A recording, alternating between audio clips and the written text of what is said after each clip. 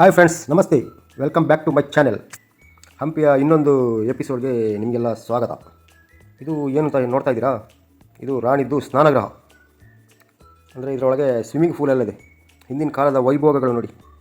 ರಾಜ ರಾಣಿಯೆಲ್ಲ ಆಗಿದ್ದರೆ ಎಷ್ಟೆಲ್ಲ ವೈಭೋಗದಿಂದ ಮೆರಿಬೋದಿತ್ತು ಅಂತ ಇದನ್ನು ನೋಡಿದರೆ ಗೊತ್ತಾಗುತ್ತೆ. ಸಾಮಾನ್ಯ ಜನ ಎಲ್ಲ ಸಣ್ಣ ಬಾತ್ರೂಮಲ್ಲಿದ್ದರೆ ಸಾಕು, ಸ್ನಾನ ಮಾಡ್ಕೊಂಡು ಬರ್ತಾರೆ. ಹಿಂದೆ ಎಲ್ಲ ನೋಡಿ ರಾಣಿಗಳು ಹೇಗೆ ಎಷ್ಟೊಂದು ಅನುಕೂಲ ಇರ್ತಿತ್ತು ಅಂತ. ಈ ಕಟ್ಟಡ ತುಂಬ ಚೆಂದ ಇದೆ. ಇಲ್ಲಿ ನೋಡಿ, ಗೋಡೆ ಮೇಲೆಲ್ಲ ಬರೆದು ಬಿಟ್ಟಿದ್ದಾರೆ. ಇದು ಸುತ್ತ ಎಲ್ಲ ಪಾರ್ಕ್ ಎಲ್ಲ ನಿರ್ಮಾಣ ಮಾಡಿದ್ದಾರೆ. ಇದು ಇತ್ತೀಚೆಗೆ ಇರ್ಬೋದು. ಎಲ್ಲಿ ನೋಡಿದ್ರಲ್ಲಿ ಲವರ್ಸ್ಗಳ ಹೆಸರುಗಳೇ. ಎಲ್ಲೋದ್ರೂ ಈ ಲವರ್ಗಳ ಕಾಟ ತಪ್ಪಲ್ಲ ಮಾಡಿ. ಅಮರ ಪ್ರೇಮಿಗಳ ಥರ ಹೆಸರೆಲ್ಲ ಬರೆದು ಬಿಟ್ಟಿರ್ತಾರೆ ಗೋಡೆಯಲ್ಲೆಲ್ಲ. ಅವ್ರದ್ದೇ ಗೀಚಾಟಗಳು. ಏನು ಮಾಡೋಕ್ಕಾಗಲ್ಲ ಅಲ್ವಾ? ಆ ಕಾಲದಲ್ಲಿ ಇದರ ಒಳಗೆಲ್ಲ ನೀರು ಸಪ್ಲೈ ಹೇಗೆ ಮಾಡ್ತಿದ್ರು ಅಂತ ಗೊತ್ತಿಲ್ಲ ಮಾರ್ರೆ. ಯಾವ ಟೆಕ್ನಾಲಜಿ ಯೂಸ್ ಮಾಡಿದ್ರು ಏನೋ. ಆವಾಗೆಲ್ಲ ಇಂಜಿನಿಯರ್ಸ್ ಯಾರೂ ಇರಲಿಲ್ಲ. ಆದರೂ ಕೂಡ ತುಂಬ ಮುಂದುವರೆದು ಬಿಟ್ಟಿದ್ದರು ಜನಗಳು. ಇದು ಅದರ ಹೊರಗಡೆಯಿಂದ ಸುತ್ತ ಹೀಗೆ ಒಂದು ರೌಂಡ್ ಹಾಕ್ಕೊಂಡು ಅದರ ಒಳಗೆ ಹೋಗ್ಬೇಕು ನಾವು. ಇವನ್ನೆಲ್ಲ ನೋಡಿದರೆ ಗೊತ್ತಾಗುತ್ತೆ ವಿಜಯನಗರ ಎಷ್ಟೊಂದು ಸಂಪದ್ಭರಿತವಾಗಿತ್ತು ಅಂತ. ಇದು ನೋಡಿ, ಇದು ಒಳಗಡೆ ಹೋಗಲಿಕ್ಕೆ ಅದರದ್ದು ಟೂರಿಸ್ಟ್ ತುಂಬ ಇದ್ದರು. ಇದು ನೋಡಿ ಸ್ವಿಮ್ಮಿಂಗ್ ಪೂಲ್. ಇವಾಗ ನೀರಿಲ್ಲ, ಹಾಗಾಗಿ ಗೊತ್ತಾಗಲ್ಲ. ಇದು ನೋಡಿ, ಇದರದ್ದು ವಾಸ್ತುಶಿಲ್ಪ ನೋಡಿ ಎಷ್ಟು ಚೆನ್ನಾಗಿ ಇದೆ ಅಂತ. ನೋಡಿ, ಅಲ್ಲಿಂದ ಎಲ್ಲ ನೀರು ಸಪ್ಲೈ ಆಗುತ್ತೆ. ಆನಂತರ ನೀರು ಹೋಗೋಕ್ಕೂ ಕೂಡ ಅಲ್ಲಲ್ಲಿ ಹೋಲ್ಗಳಿದ್ದಾವೆ.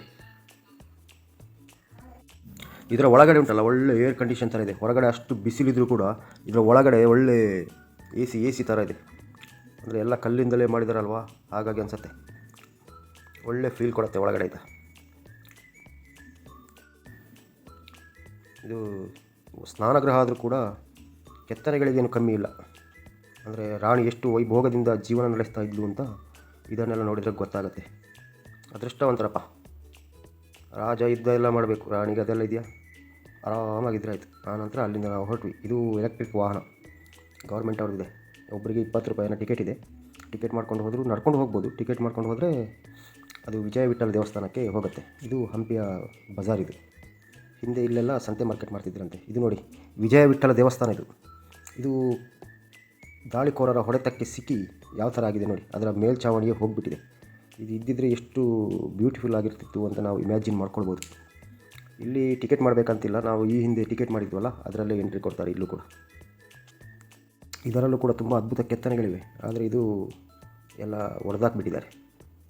ಇದು ನೋಡಿ, ಅದರ ಒಳಾಂಗಣ. ಇದು ಈ ದೇವಸ್ಥಾನದಲ್ಲಿ ಈಗ ಯಾವುದೂ ಪೂಜೆಗಳೆಲ್ಲ ಇಲ್ಲ.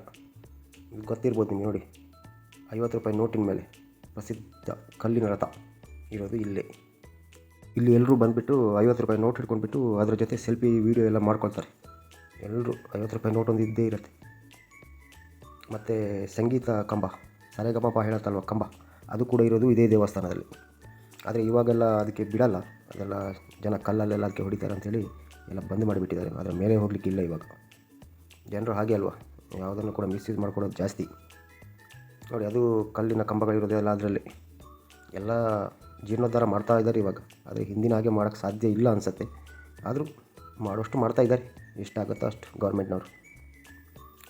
ದೂರದಲ್ಲಿ ಕಾಣ್ತಾ ಇದೆ ನೋಡಿ, ಅದೇ ಅಂಜನಾದ್ರಿ ಬೆಟ್ಟ. ಅಂದರೆ ಹನುಮಂತ ದೇವರು ಹುಟ್ಟಿದ್ದು ಅಲ್ಲೇ. ಇವುಗಳೆಲ್ಲ ನೋಡಿ, ಅದರ ಮೇಲೆ ಉಬ್ಬು ಶಿಲ್ಪಗಳು ಕಂಬಗಳಲ್ಲಿ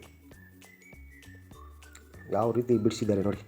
ಒಂದೊಂದು ಕಂಬನೂ ನೋಡ್ತಾ ಹೋದರೆ ಅಬ್ಬಬ್ಬಬ್ಬಬ್ಬಬ್ಬ, ನಮಗೆ ಆಶ್ಚರ್ಯ ಅನಿಸುತ್ತೆ. ಆವಾಗಿನ ಶಿಲ್ಪಿಗಳೆಲ್ಲ ಯಾವ ಥರ ಇದ್ದರು ಅಂತ. ಇವಾಗೆಲ್ಲ ಈ ಥರ ಎಲ್ಲ ಸಾಧ್ಯನೇ ಇಲ್ಲ ನೋಡಿ. ಇದು ನೋಡಿ, ಯುದ್ಧಕ್ಕೆ ಹೊರಟದ್ದು ರಾಜ, ಅದರ ಚಿತ್ರ ಇದು. ಇದು ನೋಡಿ ವಿಷ್ಣು. ಇದು ನೋಡಿ ಆಂಜನೇಯ, ಹನುಮಂತ. ಹಾಗೆ ಒಂದೊಂದು ಕಂಬದಲ್ಲಿ ಒಬ್ಬೊಬ್ಬರದ್ದು ಚಿತ್ರ ಬಿಡಿಸಿದ್ದಾರೆ ಇದರಲ್ಲಿ. ನೋಡ್ತಾ ಹೋದರೆ ಒಂದು ದಿವಸ ಫುಲ್ ಬೇಕಾಗ್ಬೋದು. ಪ್ರತಿಯೊಂದು ಕಂಬದಲ್ಲೂ ಕೂಡ ಬೇರೆ ಬೇರೆ ಇದೆ. ಅಲ್ಲೆಲ್ಲ ನಿರ್ಮಾಣ ಮಾಡಲಿಕ್ಕೆ ಎಷ್ಟು ವರ್ಷಗಳು ತಗೊಂಡಿದ್ರು ಏನು.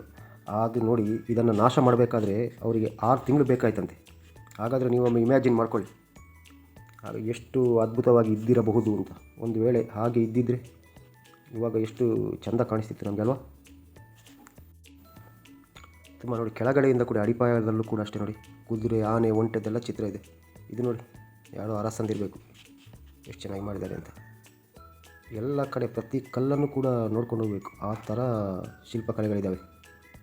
ಅಷ್ಟು ಅದ್ಭುತವಾಗಿದೆ ಮಾರ್ರೆ ದೇವಸ್ಥಾನ ಅಂತೂ. ಇದು ಭಾರಿ ಅದ್ಭುತವಾಗಿದೆ. ಆದರೆ ಯಾವುದೇ ಪೂಜೆ ಎಲ್ಲ ಇಲ್ಲ ಇಲ್ಲಿ. ಯಾಕಂದರೆ ಎಲ್ಲವನ್ನು ಭಗ್ನ ಮಾಡಿಬಿಟ್ಟಿದೆ.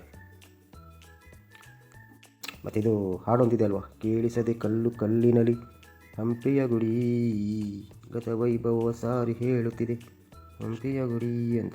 ಅದನ್ನು ಇಲ್ಲೇ ಹಾಡೆಲ್ಲ ಶೂಟಿಂಗ್ ಮಾಡಿತ್ತು. ಬೆಳ್ಳಿ ಕಾಲುಂಗುರ ಮೂವಿ, ಸುನಿಲ್ ಮಾಲಾಶ್ರೀ ಮೂವಿ. ನಾವು ಸಣ್ಣದಿರುವಾಗ ನೋಡಿದ್ವು ಆ ಮೂವಿನ.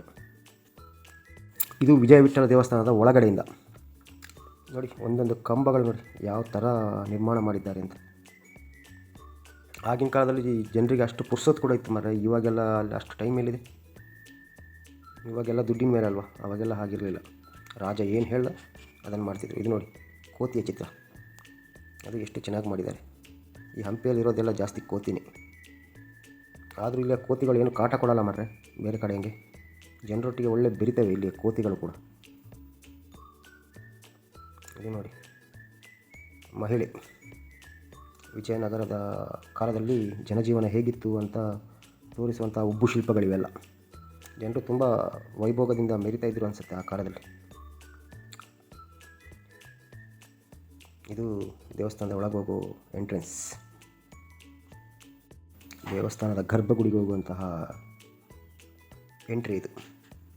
ಮತ್ತು ಇದರ ನೋಡಿ, ಇದು ನೆಲಮಾಳಿಗೆಗೆ ಹೋಗುತ್ತೆ.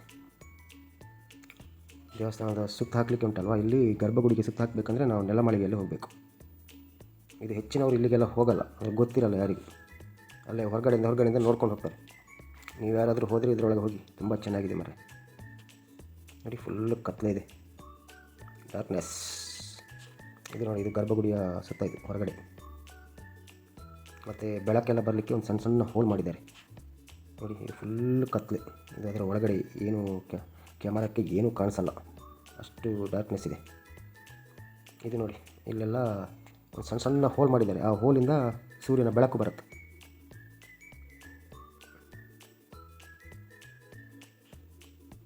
ಇದು ನೋಡಿ, ಕೆಳಗಡೆಯಿಂದ ನೀರೆಲ್ಲ ಅಭಿಷೇಕ ಎಲ್ಲ ಮಾಡ್ತಾರಲ್ಲ ದೇವರಿಗೆ, ಆ ನೀರೆಲ್ಲ ಹೋಗಲಿಕ್ಕೆಲ್ಲ ಜಾಗಗಳು ತುಂಬ ಚೆನ್ನಾಗಿದೆ. ನಾವು ಹಿಂದಿನ ಸಲ ಹೋದಾಗ ಇದರೊಳಗೆ ಹೋಗಿರಲಿಲ್ಲ, ನಮಗೆ ಗೊತ್ತೇ ಇರಲಿಲ್ಲ. ಈ ಸಲ ಹುಡ್ಕೊಂಡು ಹೋದೇ ಗೊತ್ತಾಯಿತು. ತುಂಬ ಜನ ಮಿಸ್ ಮಾಡ್ಕೊಳ್ತಾರೆ ಇದನ್ನು. ಅದಕ್ಕೆ ಒಂದು ಗೈಡ್ ತೊಗೊಂಡ್ಬಿಟ್ರೆ ಎಲ್ಲ ಹೇಳ್ತಾರೆ. ಗೈಡ್ ಎಲ್ಲ ಕಡೆ ಕರ್ಕೊಂಡು ಹೋಗ್ತಾರೆ ಇಂಚು. ಆಗ ನಮಗೆ ಪೂರ್ತಿ ಮಾಹಿತಿ ಸಿಗುತ್ತೆ. ಇದು ವಿಷ್ಣುವಿನ ದೇವಸ್ಥಾನ ಅನಿಸುತ್ತೆ. ಇದು ವಿಜಯ ವಿಠ್ಠಲ ಅಂದರೆ ವಿಠ್ಠಲ ಅಂದರೆ ಶ್ರೀಕೃಷ್ಣ ಅಲ್ವಾ. ಇದು ಮೋಸ್ಟ್ಲಿ ಕೃಷ್ಣದೇವರಾಯರ ಕಾಲದಲ್ಲಿ ನಿರ್ಮಾಣ ಆಗಿರಬೇಕು. ಯಾಕಂದರೆ ಅಲ್ಲಿಯ ತನಕ ವಿಜಯನಗರದ ಅರಸರು ಶೈವ ಪರಂಪರೆಯನ್ನು ಅನುಸರಿಸ್ತಾ ಇದ್ದರು. ಇದು ನೋಡಿ, ಇದು ಗರ್ಭಗುಡಿ.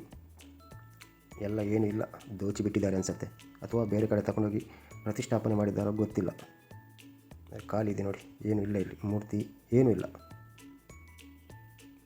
ಮತ್ತು ಯಾರಿಗೆ ಪೂಜೆ ಮಾಡ್ತಾರೆ ಅಲ್ವಾ, ಮೂರ್ತಿಯೇ ಇಲ್ಲದಿದ್ದರೆ. ಈಗ ಎಲ್ಲ ಕಡೆಯೂ ಬಿಡ್ತಾರೆ, ಎಲ್ಲ ಕಡೆಗೂ ಹೋಗೋಕ್ಕೆ ಬಿಡ್ತಾರೆ, ಯಾಕಂದರೆ ದೇವರೇ ಇಲ್ಲ ಅಲ್ವಾ. ಇದು ನೋಡಿ, ಇದರದ್ದೊಂದು ಕಥೆ ಇದೆ ಮಾರ್ರೆ, ನನಗೆ ಅಷ್ಟು ನೆನಪಿಲ್ಲ. ಅದು ಕೈಯನ್ನು ಹೀಗೆ ಇಟ್ಕೊಂಡ್ರೆ ಯಾವ್ಯಾವ ರೂಪದಲ್ಲಿ ಬರುತ್ತೆ. ಇದು ಸಂಗೀತ ಕಂಬಗಳಿದೆ ಅಲ್ವಾ, ಅದಿದು. ಇವಾಗೆಲ್ಲ ಅದನ್ನು ಇದು ಮಾಡ್ತಾಯಿದ್ದಾರೆ, ಸರಿ ಮಾಡ್ತಾಯಿದ್ದಾರೆ. ಹಾಗಾಗಿ ಅದರ ಮೇಲ್ಗಡೆ ಹೋಗೋಕ್ಕೆ ಯಾರಿಗೂ ಎಂಟ್ರಿ ಇಲ್ಲ. ಎಲ್ಲ ನೋಡಿ ಕಟ್ಟಾಗಿದೆ ಎಲ್ಲ. ಆನೆಗೆ ನೋಡಿ ಸೊಂಡಿಲೇ ಇಲ್ಲ, ಸೊಂಡಿಲಿಲ್ಲದ ಆನೆ. ಇದು ಕಲ್ಲಿನ ರಥ, ತುಂಬ ವರ್ಲ್ಡ್ ಫೇಮಸ್ ಇದು. ನಮ್ಮ 50 ರೂಪಾಯಿ ನೋಟಲ್ಲೆಲ್ಲ ಇದೇ ಕಲ್ಲಿನ ರಥ ಬರೋದು. ವಿಡಿಯೋ ಇಷ್ಟ ಆದರೆ ಲೈಕ್ ಮಾಡಿ, ಶೇರ್ ಮಾಡಿ.